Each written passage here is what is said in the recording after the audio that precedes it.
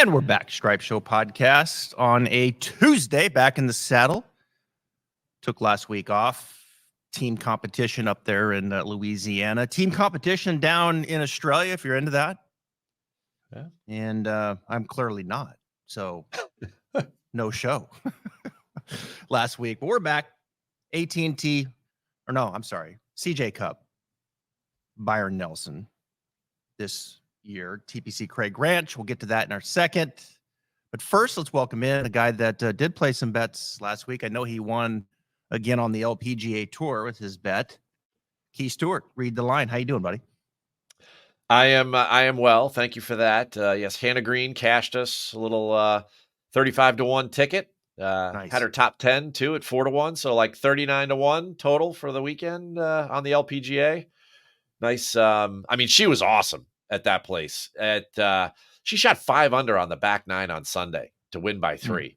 So when you're backing somebody and you watch them just like go to town like that, like the week before when I had the parlay with Scotty and Nelly combined, and you're rooting for the good golfers and you're not like hoping, man, there's no better feeling. So it was a fun Sunday in the Stewart household and for all those that read the line.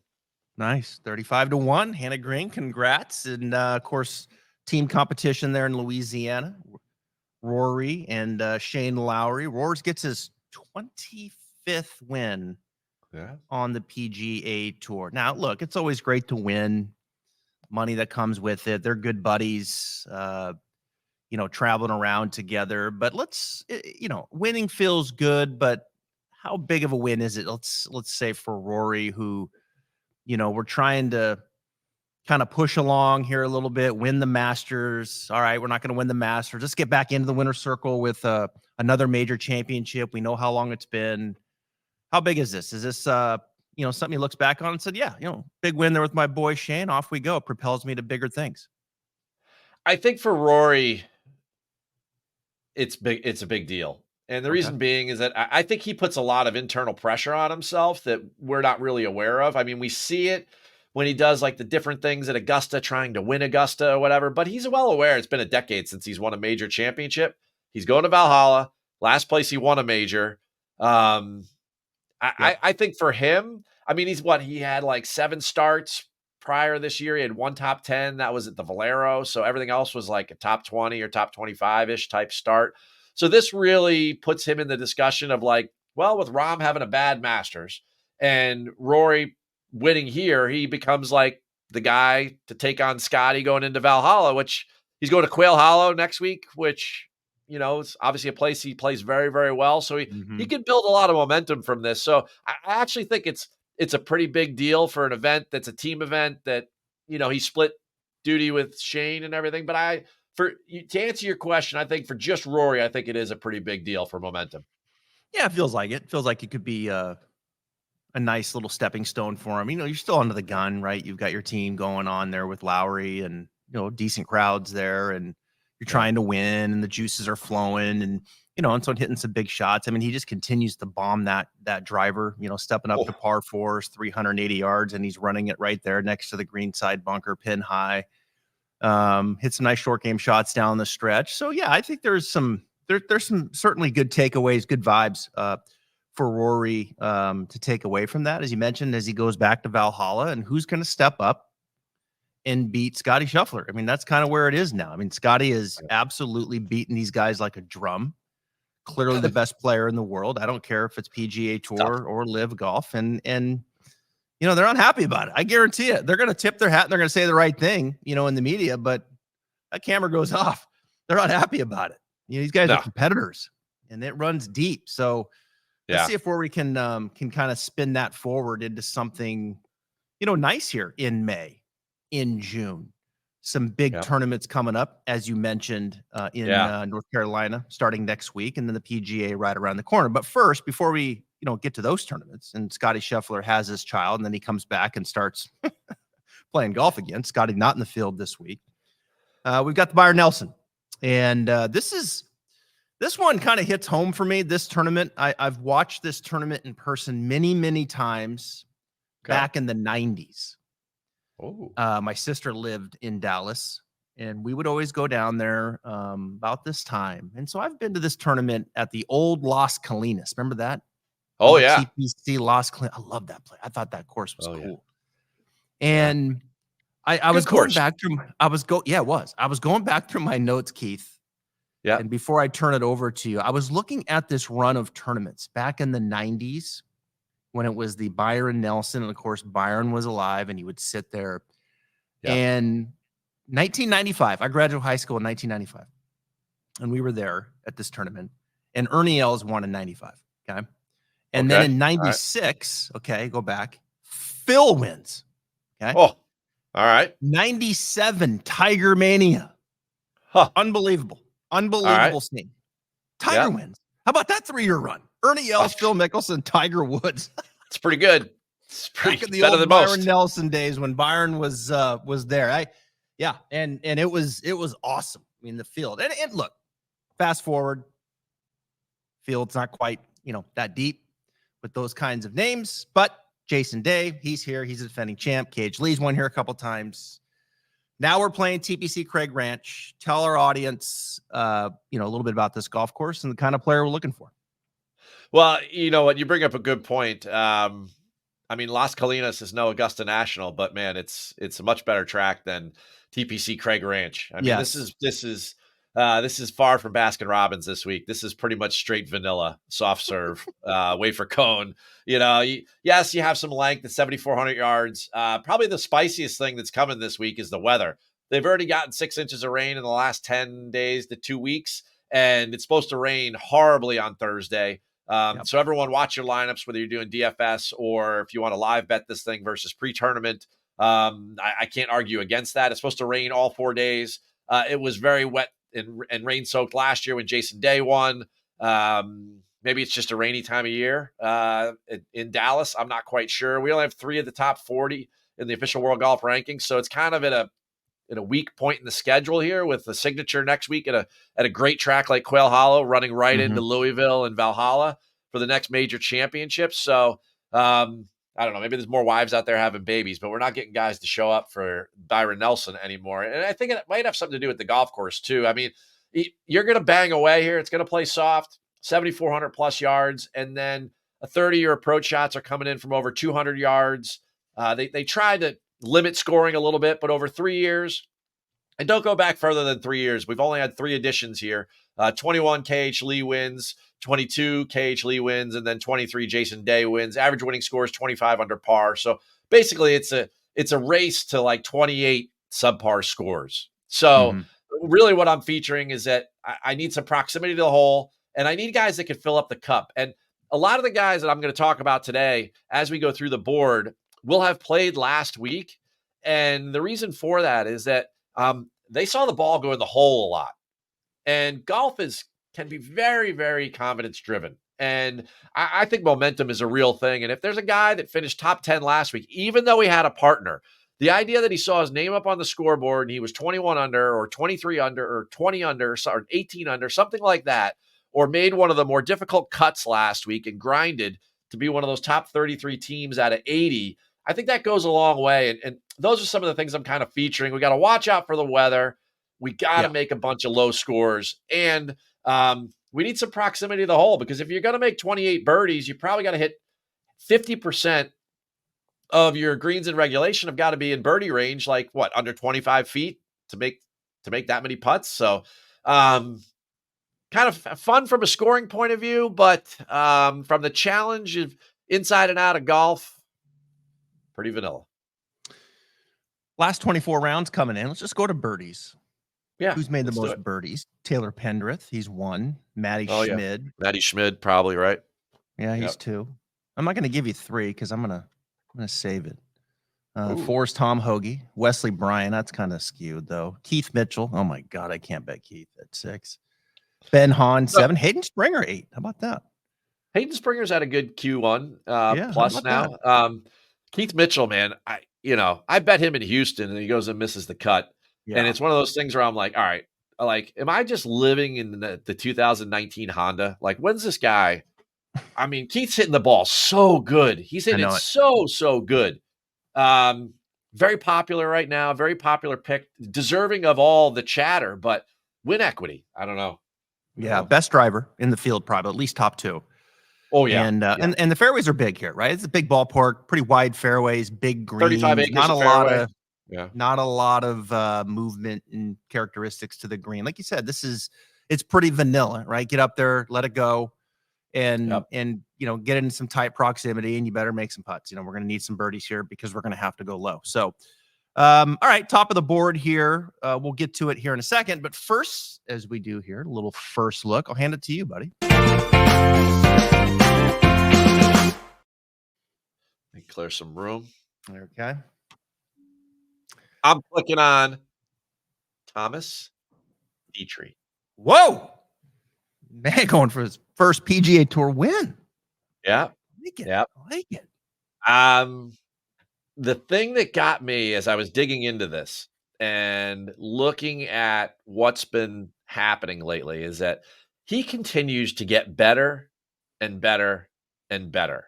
And this is the type of event where you're looking for that guy that's going to have a breakthrough win, and he's going to need to do what in order to get there. And that's going to be use that putter. And over his last 5 starts, Trav, he's gained on average over 4 strokes on the field with the flat stick. Right? Like, I mean, the guy's been rolling the rock, and you look at that golf swing, he can put it in play. So I'm thinking to myself, who can make 28 birdies this week?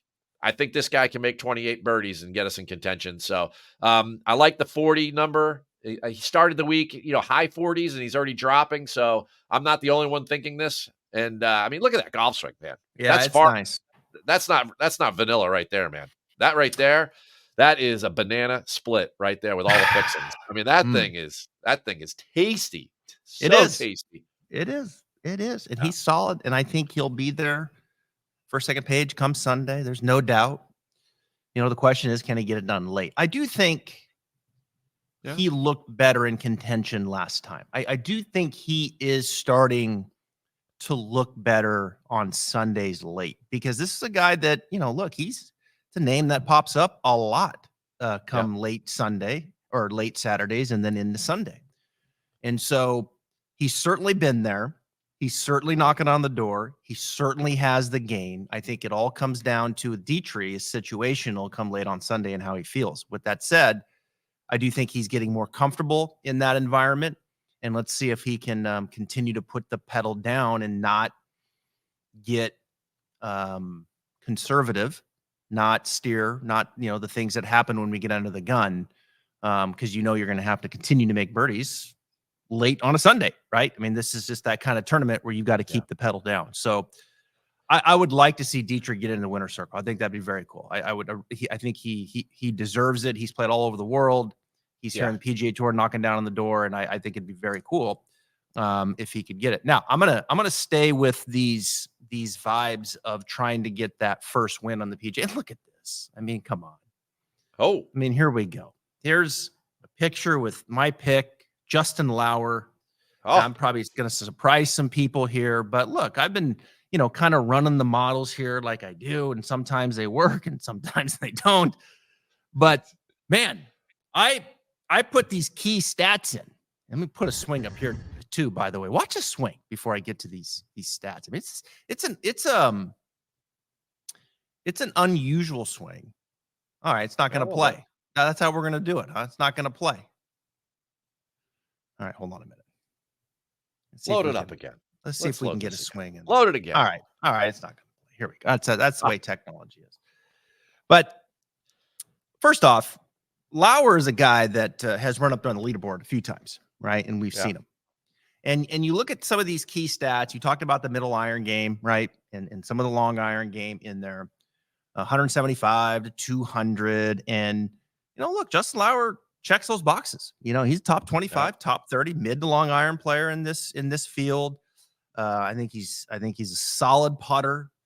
He can hit a lot of greens. His weakness can be the driver. And I think with the bigger fairways here, that's certainly going to play into his role. But look, I already, I talked about the birdies in the top last 24 rounds coming in. Number 3 is Justin Lauer.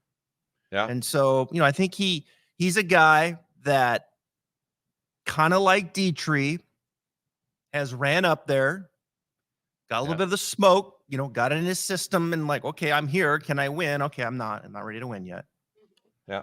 And I think has the firepower to run back up there, get in contention again on Sunday and see what he's learned. And so I think, the model and some of the key characteristics, he checks those boxes. And we haven't seen him since, I think, Corrales. The only thing he doesn't have going for him is seeing some putts going in as of late. But, 3 top 25s, I think, in his last 3 starts. Why not? Justin Lauer, McKinney, Texas. So I think Justin Lauer, well, I'll say this, full disclosure, Justin Lauer is on my betting card.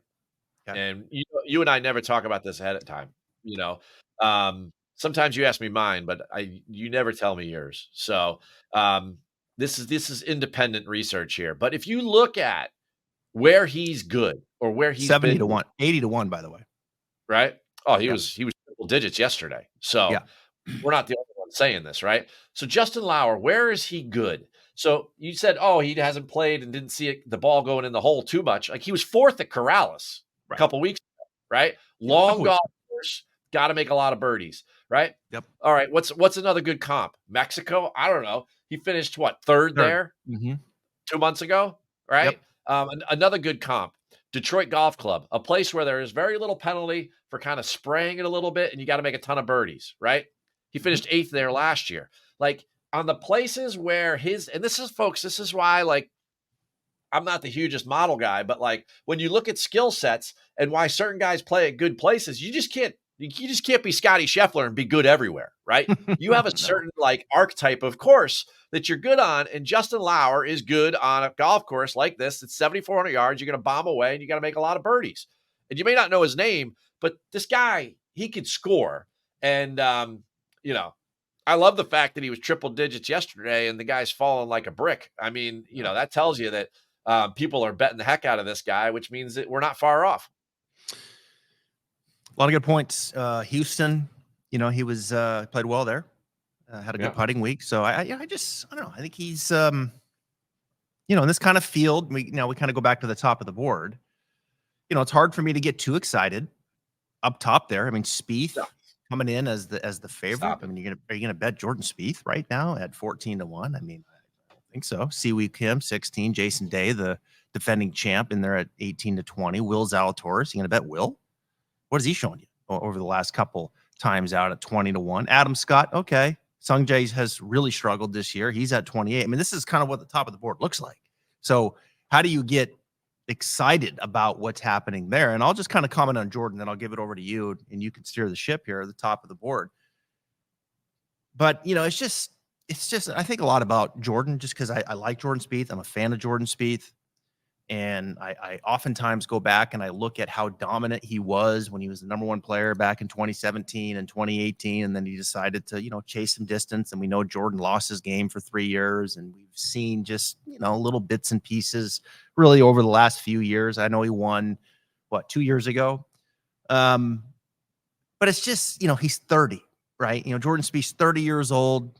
Yep. You go back to his time when just things looked just athletic, and the genius coming out in Jordan Spieth, scoring average, at one point was 68.9, 68.8 in 2016 and 17, 69 in 2017, 2018. And now you look at it this year and he's 71.1. And it's just how far I think Jordan, his game has fallen in many ways. And he's just nowhere near the player that he was, not even close.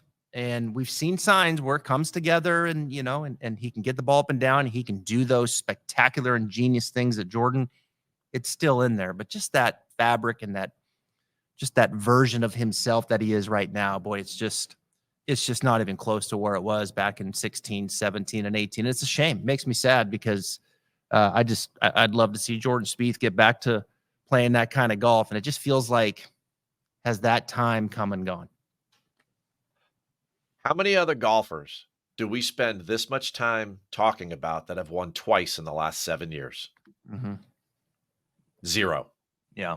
I can't even think of of a comp, right? It's just I'm not saying his time has passed. It's just, and I understand why he's the betting favorite in this field, because if Sure. you look at the field, he is going to draw the most attention and the most liability for the books. But like at the end of the day, that's why my first click, it was like you asked me to steer. I don't have anyone to talk about here at the top of the board. I mean, all these guys are here for a reason. Yeah. They're all trying to build some momentum going into the next 2 weeks because they're huge. And, like it just, I just don't see it. I mean, I think in a lot of ways, the first guy that really, and I'll fall into the trap for a minute for the trivia question, but like, who's the only guy to beat Scotty Scheffler in the last 2 months? Steven Yeager. Like he's the first guy when you get in the mid-30s that I like look at and I go, well, that guy could win this week. Mm-hmm. Right. But when you go through the top of the board, right, I just said my piece on Spieth, right? Siwoo, it's the putter. He's the best tee to green guy in the field, but it's the putter. Can he make 27 putts, right? Birdie putts. Jason Day has been atrocious with his approach game, and that's what led him, because he didn't putt very good here last year, but his iron game was impeccable, right? Yep. That week. Zalatoris, again, when the conditions are very difficult, that's when Will separates. The conditions won't be difficult this week. Adam Scott, it's not 2 months ago. He had a great run in late January, early February, and it just hasn't been good since. Alex Noren is lively here in my mind. Bet on, I don't know. Tom Kim, back when he won the Shriners in the fall, was ranked 11th in the world. He's ranked 23rd right now, right? He's 77th in FedEx Cup points. Like he's not even inside he's like having a JT year. He's not even inside like making the playoffs right now. Playoffs, right? Yep. Minwoo Lee was great in December down in Australia. It's like he stayed there. He and his sister, they've been terrible this year. Minji's been not very good at all. And then now, Sung Jae, we've talked about numerous times. Tom Hoagie is going to get blacklisted. I mean, he makes that 9 at RBC trying to catch a plane. And then last week he misses the cut with Matt McNeely at the Zurich. I'm like, I don't know there. So, I mean, Yeager's the first guy I get excited about. And then right there, boom, you've got Dietrich, and I like Mac Hughes in this situation for all the reasons that Mac Hughes was good in Houston.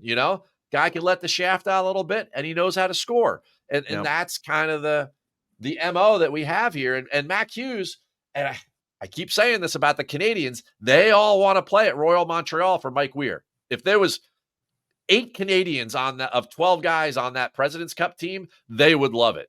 So they're going to keep grinding all year on a week like this where they can gain a ton of points, or maybe a win would put them on the team for good. So I instantly go to the middle of the board where I want to talk to you about guys we already talked about Dietrich and Hughes, but how about Hubbard and Seamus Power? These are 2 more guys that I'm featuring that I love this week.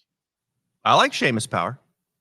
Yeah, for sure. I definitely would play Seamus Power. I think he's approach game. I think he checks the box. He's played pretty well here too. My tournament history just went. No, he's played good here. Yeah, he's played good here. There you go. Yeah. So he's had 3 top 20s in the last 3 years. So all this at is TPC a guy that Craig Ranch. All at TPC Craig Ranch. So this is a guy that really likes this play. Seamus Power is one that I've circled, and I circled Mackenzie Hughes too. You took it right on. We don't, we're kind of in line here, which is kind of weird because usually we have more disagreements. But give it time. I like Seamus Power on the question that you mentioned, and I like Mackenzie Hughes, who is putting the lights out right now. Yeah. And I think kind of fits that model of Lowry. He's going to have a little bit more room here off the tee, which I like. I think his iron game has been fine. His short game has been really good if he needs it. So I think Mackenzie Hughes is an interesting look here. 14th last year. Canadian, wants to play for Mike Weir. I'm in on Mackenzie Hughes. I think down as we go a little bit further, a couple of names that I've circled, Chan Kim's interesting. I don't know if he can win. Yeah. But I think he's a guy that as we get down in the 80-1, Peter Quest, I think, is getting a lot of respect with his skill set here. I didn't bet that, but I see some guys talking about it. And then why not Matty Schmidt down here in 90 to 100? I mean, the guy fits the model here, makes a ton of birdies. Yeah. He's done some work with a friend of mine, Jonathan Yarwood, who I've been kind of talking to him about. In fact, Matty lives here in Jackson, and Yarwood came in and spent some time with him around the players and thereafter, and he stopped by the studio. And they've done some good things. It's taken nicely, and he's gaining some confidence. So, as I get down into some of these long shots, which we're getting to a little bit earlier today in today's show, I sprinkle a little on Matty. Yeah, he's a birdie machine. Yeah, He popped at the players, and then since that time he's played very nicely. He's played very, very nicely. And Chan Kim's another guy, big, powerful, golf swing. I like There's no doubt in my mind. Yeah, Yeah. Chan Kim, really nice guy. I spoke to him at the players. He was walking by me, and he dropped his putter cover, and I picked it up and I walked over to him, and he couldn't have been more, appreciative of me handing it back to him or whatever. And I said, hey, and then I said, oh, how are you playing? Blah, blah, blah. And I mean, just what a really, really solid guy. So it's nice to see some of these guys that live in the gray area there that are, playing some good golf. I mean, you can't get away from the fact that Matty Schmidt in this field, even though we said it's not the strongest field in the world, he makes a lot of birdies. Makes a lot of birdies, man. Yeah. He makes like a lot, like insert hyperbole. The guy makes a lot of birdies against the field. And, I mean, he's like one of those guys, if he hits the green, he's making birdie. Because if he misses a green, because, guys are going to miss 4 to 6 greens, a round or whatever. But like if he hits, I mean, his putting numbers and his birdie conversion rate is very, very strong. I mentioned Peter Quest. He's, he makes a lot of birdies as well. The other thing about Schmid too is he's good in that mid and long iron game too. I mean, he's gonna throw those up there and give himself a lot of looks. This is a good course fit for Schmid. It really is. Yeah, I feel good about that bet. I just kind of went last 12 rounds here and looking into guys that, opportunities gain is a good look. They don't always convert into birdies. But of course, Joel Damon's on that list. And, we know that Joel kind of struggles with the putter. Tom Hoagie, who you just so easily just brushed to the side here this week. Another guy that's popped up in these opportunities but struggles with the flat stick. Really good off the tee, hits a lot of greens, very solid in that 175 to 200 plus is Kevin Yu. I don't know if he can do enough with the putter. That's the only issue there. Man, it's amazing. You look at someone teach Kevin Yu how to putt. Wow. I mean, that guy can figure it out with his putter. Look out. Travis, there's a lot of guys on that list. Yeah. If you're a full-time instructor, right? And I used to be it's like, oh, okay, we fixed Scotty. Essentially, who would you go after next? Kevin Yu's pretty far down my list. I might try Will Zalatoris. I might try Lucas Glover. I mean, it's like some guys that are going to accrue some wins. I mean, if Will Zalatoris could putt remotely well, how many wins would he have? How many wins would Cam Young have?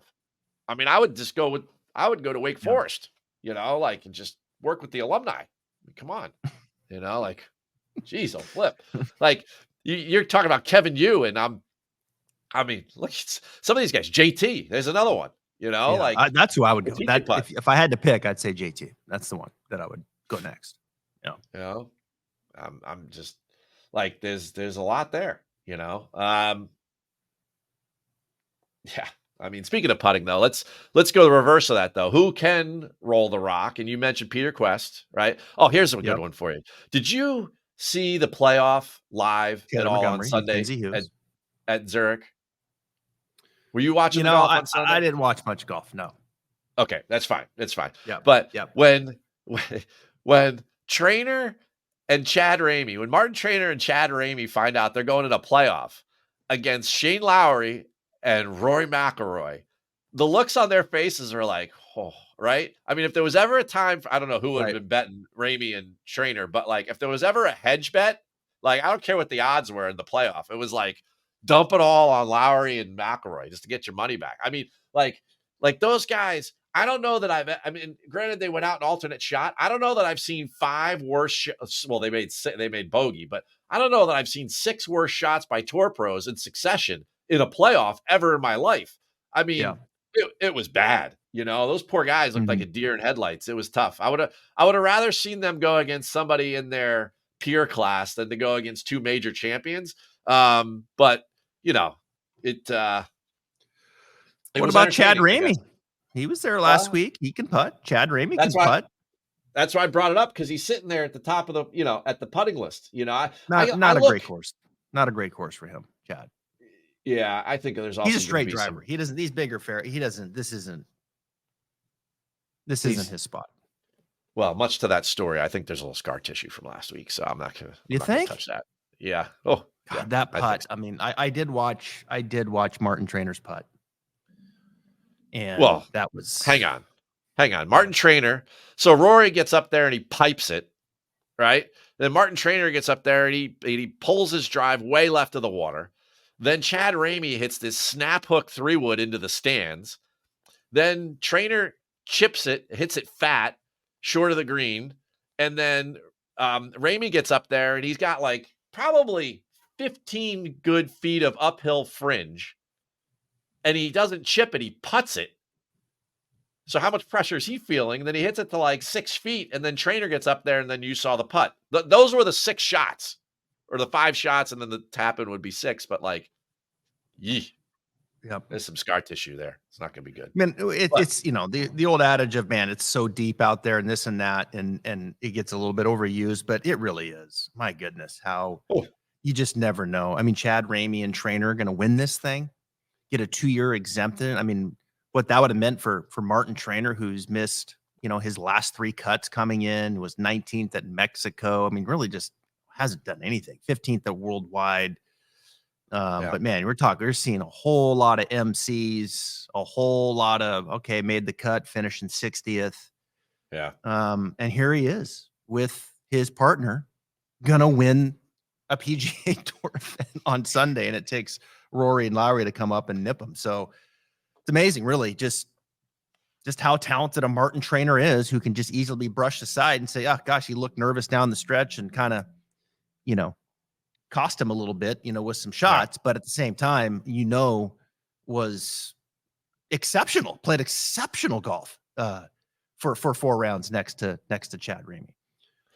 So on that putting list, a little further down, probably one of the better bombers on the putting list is another Canadian fighting to get on that team, was on the team in Charlotte at Quail Hollow, and that's Taylor Pendrith. But Taylor Pendrith is not just a bomber, he can also putt.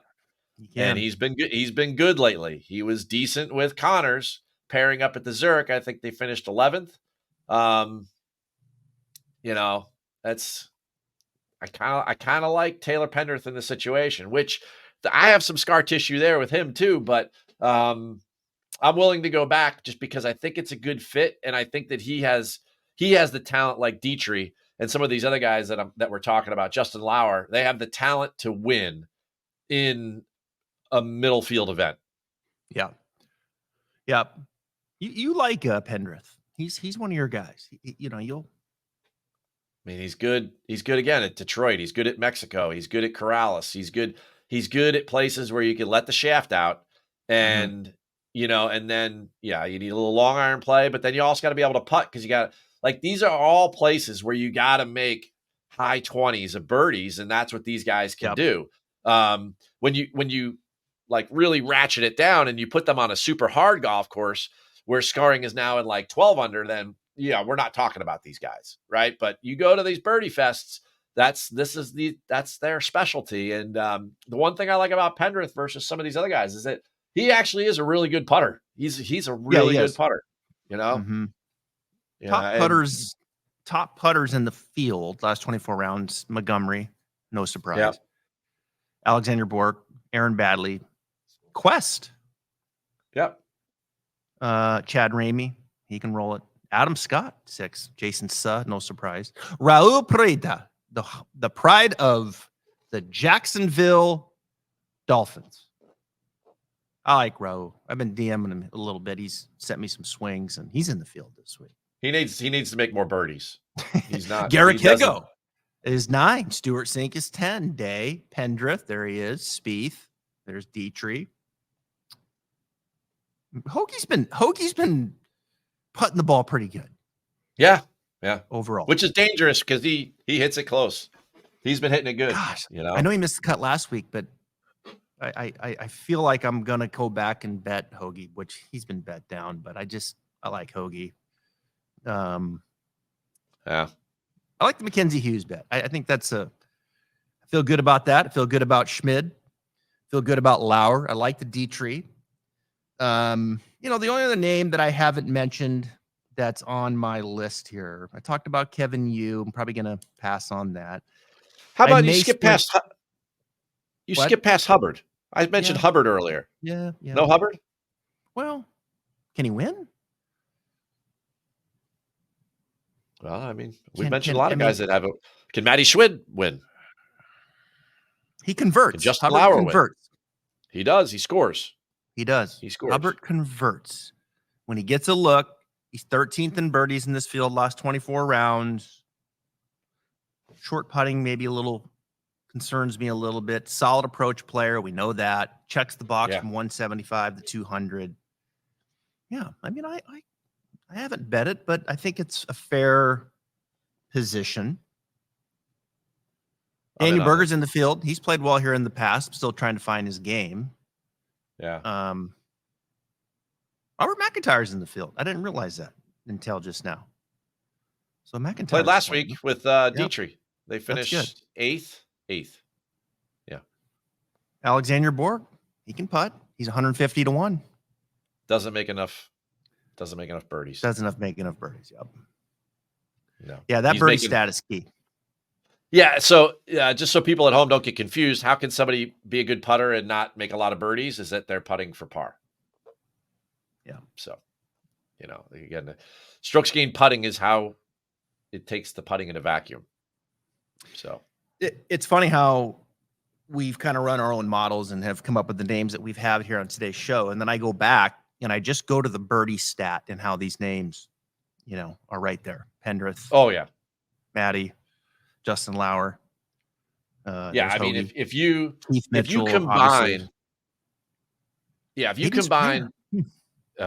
combine birdie or better, and you also combine how many birdies these guys gain on the field, right? And then you look at that list, right? Then you have, you're looking at Matty Schmid, Tom Hoagie, Taylor Pendrith, Keith Mitchell, Justin Lauer, Hayden Springer, Ben On, Jordan, Charlie Hoffman, Jimmy Stanger, Higo, Hubbard. I mean, these are the guys that score all the time. They score. Now they make mistakes. A lot of those guys do, and that's why you don't see them win a ton of tournaments. But in an event where, I mean, the average, so those three winners, their average winning score is 25 under par, and the average number of birdie or better or subpar scores they made was 27. So it goes to show you, it's not a hard golf course, right? They're making on average 2 to 3 bogeys over 72 holes, and they're making all those birdies. So if you got a guy who can really fill up the cup and score a lot of birdies, and on an easier golf course, I mean, this is why we're looking at Corrales, we're looking at Puerto Rico, we're looking at Detroit. These are easier golf courses. Mexico, those guys are good there. Chances are it's a good week for it.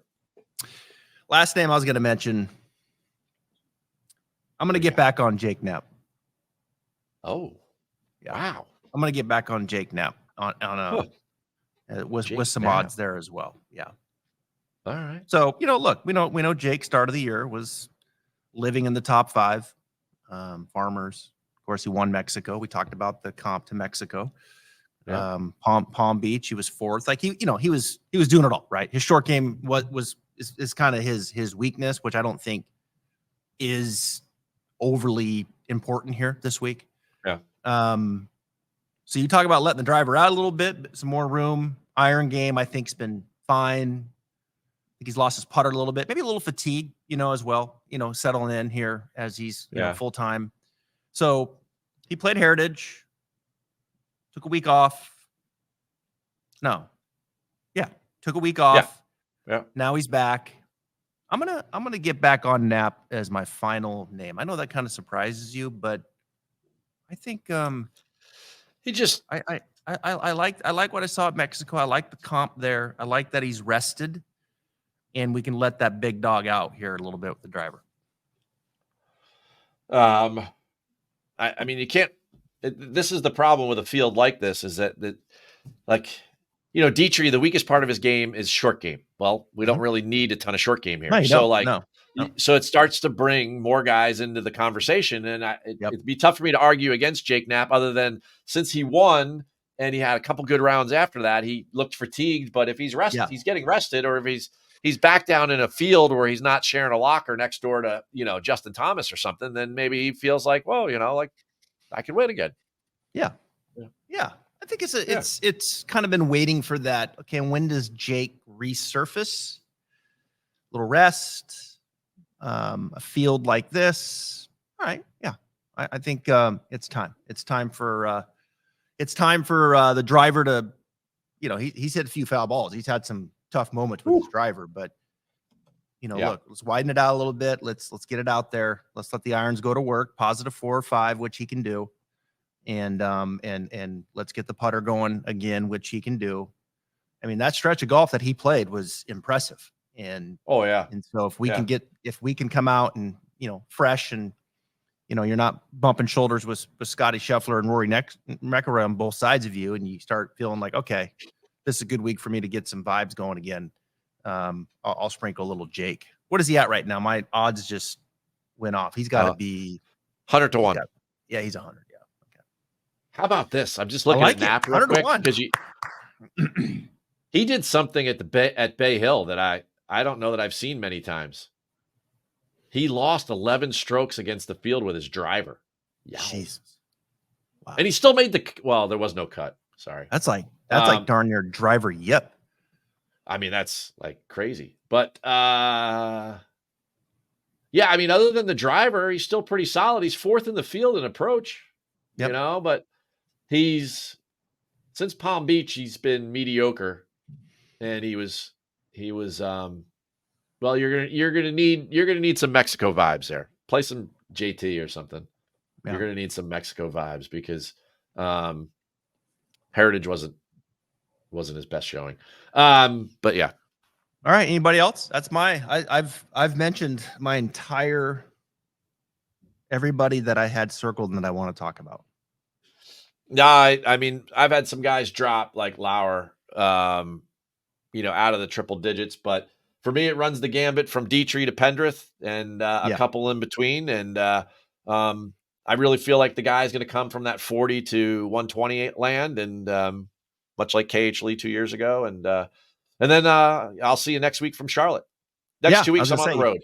You'll be on the road, on site the next 2 weeks. So be sure to tune in next week from Wells Fargo, and then we go to Valhalla. I'm very happy to go back to Wells because we hit Wyndham there last year at 75 to 1, my friend, you and I.